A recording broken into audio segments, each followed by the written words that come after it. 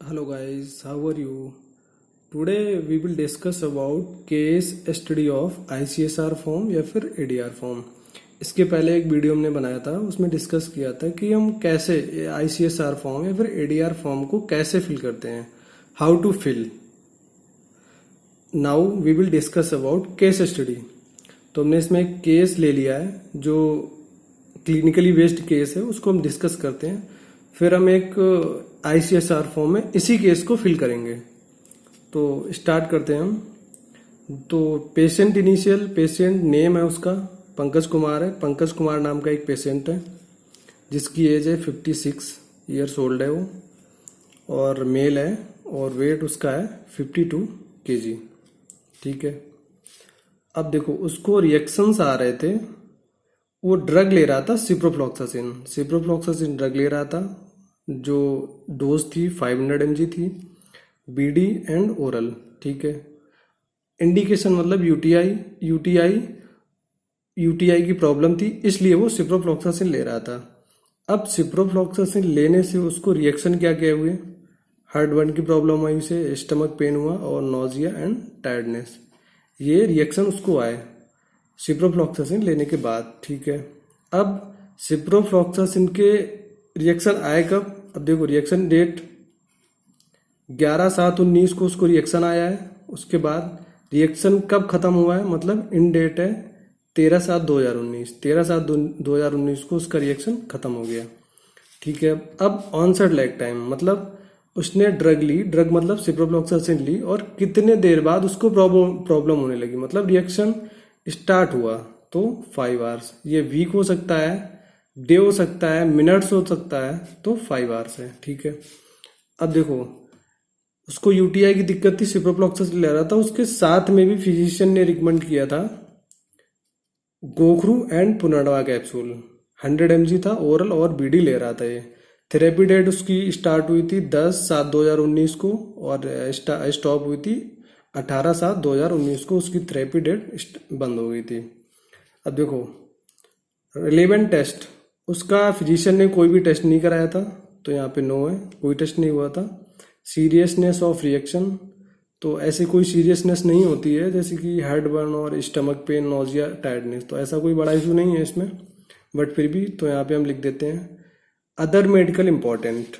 अब आउटकम्स का निकला तो अपने आप रिकवर हो गया, क्योंकि बहुत ज़्यादा सीरियसनेस नहीं थी रिएक्शन में, तो अपने आप वो ऑटो रिकवर्ड हो गया। अब देखो एक्शन टेकन मतलब एक्शन टेकन बाय फिजिशियन, तो फिजिशियन ने विड्रॉल कर ली अपनी ड्रग, क्योंकि कहीं ऐसा ना हो कि इग्नोर करने पे कहीं हमारा जो रिएक्शन है वो बहुत ज़्यादा वर्स हो जाए या फिर सीरियसनेस और ज़्यादा बढ़ जाए, तो वो ड्रग को विड्रॉल कर दिया गया। अब लास्ट है रिपोर्टेड डिटेल्स। तो रिपोर्टेड डिटेल में फिजिशियन या फिर डेंटिस्ट, फार्मासिस्ट, नर्स, उसमें कोई भी हो सकता है। अब सेम यही केस हम फिल करते हैं अपने ICSR फॉर्म में, जो हमने अभी केस डिस्कस किया है। चलिए स्टार्ट करते हैं। तो पेशेंट का नाम वहाँ पे था पंकज कुमार, तो P.K, patient initial P.K, as उसकी थी 56, और सेक्स उसका था मेल, और वेट था 52 kg। ठीक है। जो रिएक्शन स्टार्ट हुआ था वो हुआ था 11/7/2019 को, और रिएक्शन जब बंद हुआ 13/7/2019 को उसका रिएक्शन बंद हो गया था। अब देखो ऑनसेट लैग टाइम वहाँ भी 5 आवर्स था, तो हम फिल कर देते हैं यहाँ पे 5 hours, onset lag time 5 hours. ठीक है। अब यहाँ पे लिखा है describe event reaction with treatment details if any.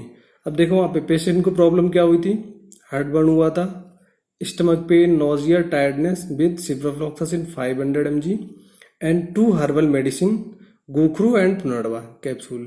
ठीक है। अब इसके बाद देखो सस्पेक्टेड मेडिकेशन, तो सस्पेक्टेड मेडिकेशन हमारी क्या थी, सिप्रोफ्लॉक्सासिन, तो सिप्लॉक्स टैबलेट, सिप्ला जिसका मैन्युफैक्चरर है, बैच नंबर है ACH11, और एक्सपायरी डेट है उसकी 10/2020, और डोज कितनी ले रहा था 500 mg, और ओरल लूट से ले रहा था, उसकी फ्रीक्वेंसी BD थी, और थेरेपी डेट मतलब जब उसको यूटीआई की दिक्कत हुई तब उसने कब स्टार्ट किया, वो डेट है 10/7/2019 को उसने स्टार्ट किया, और थेरेपी बंद कब हुई 18/7/2019 को। और किस लिए ले रहा था सिप्रोफ्लॉक्सासिन, मतलब पर्पस, इंडिकेशन यूटीआई, और हमारा कॉजलिटी असेसमेंट लाइकली हो जाएगा यहाँ पे। अब देखो एक्शन टेकन वहाँ भी फिजिशियन ने विड्रॉल कर ली थी दवा, क्योंकि ऐसा ना हो कि पेशेंट की जो ADR आ रहा है और ज़्यादा वर्स हो जाए या सीरियसनेस और ज़्यादा बढ़ जाए, तो फिर पेशेंट को बहुत ज़्यादा प्रॉब्लम हो सकती है। अब देखो यहाँ पे रिएक्शन रीअपेयर्ड आफ्टर री इंट्रोडक्शन प्लीज टिक। अब देखो इसका मतलब है कि एक दवा ले रहा है, उसे रिएक्शन आया, अब ऐसा है कि फ्यूचर में उसने सेम दवा ले ली और फिर उससे दिक्कत आ गई, सेम ADR आ रहा है, तो यहाँ पे ऐसा हुआ है, तो यहाँ पे S लगा दिया हमने। और concomitant medical product including self medication and herbal remedies with therapy date exclude those use to treatment. ठीक है, तो हम देखते हैं यहाँ पे। अब देखो गोखरू और पुनर्नवा पेशेंट फिजिशियन ने दिया था सिप्रोफ्लॉक्सासिन के साथ में, तो गोखरू कैप्सूल एंड पुनर्नवा दोनों की डोज सेम है, 100 mg है, और ओरल थे दोनों, ठीक है, और BD थे, और थेरेपी डेट है 12/7/2019, ठीक है, और स्टॉप डेट है हमारी 20/7/2019। इंडिकेशन सेम होगा हमारा UTI। अब इसमें इन्होंने लिखा है एडिशनल इंफॉर्मेशन, तो additional inform there was no any lab test done by patient and history of urinary bladder complications and was obese, patient obese था। These ADR recovered after few days and patient left the ciprofloxacin. उसने ciprofloxacin मतलब बंद करा दिया doctor ने, और जो ADR थे वो रिकवर्ड हो गए थे अपने आप।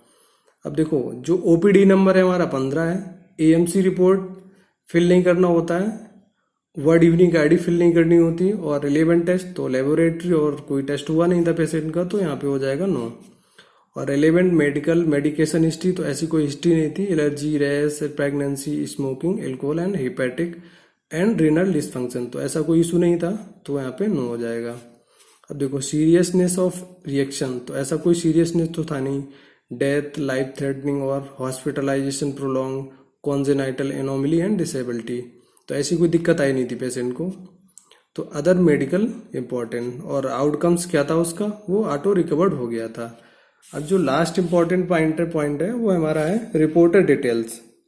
अब देखो रिपोर्टर डिटेल्स में इसमें कोई भी हो सकता है। अब देखो यहाँ पे है अभिषेक पटेल रिपोर्टर है, वो फार्मासिस्ट है और बिलोंग करता है उन्नाव से, तो उसने अपना एड्रेस डाल दिया, यहाँ पे पिन डाल दिया उसने, और ईमेल ID डाल दी अपनी उसने, और उसका ऑक्यूपेशन फार्मासिस्ट है, और उसने साइन कर दिए।